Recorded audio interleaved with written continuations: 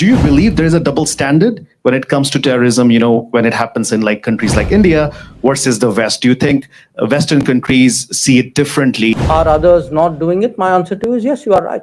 Many of them are not doing it or not doing it sufficiently enough. Rohit Sharma, India Today.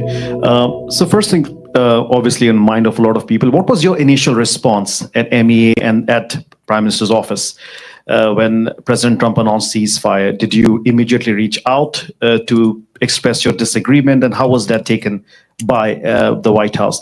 2 years ago, second question. 2 years ago, I asked you in one of these briefings, and you noted that Pakistan was no longer a central piece to bilateral relationship between India and the US. Has that changed now after Operation Sindoor? And third, do you believe there is a double standard when it comes to terrorism, when it happens in like countries like India versus the West? Do you think Western countries see it differently, terrorism happening on their shores versus when it happens abroad? Thank you.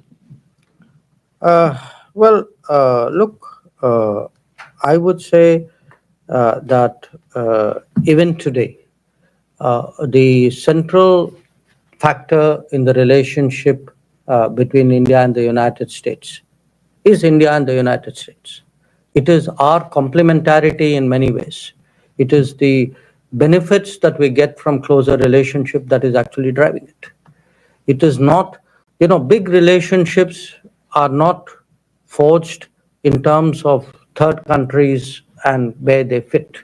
The comment I made to you earlier, I would say applies even today.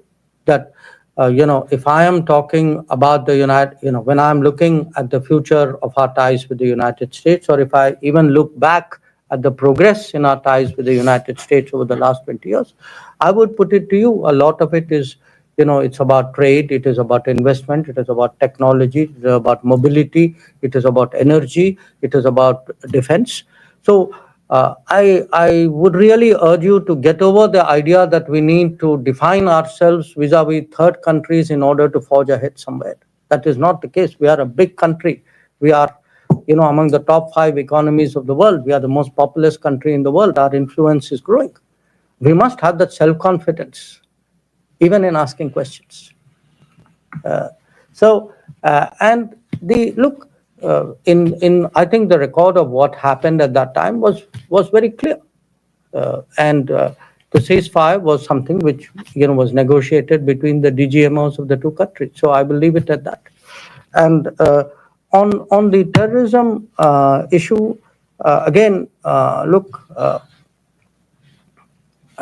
it is a fact that countries, often countries do not take a position when some other country is a victim of terrorism, which they would do when they themselves are. We have, in that respect, honestly been much more consistent and principled.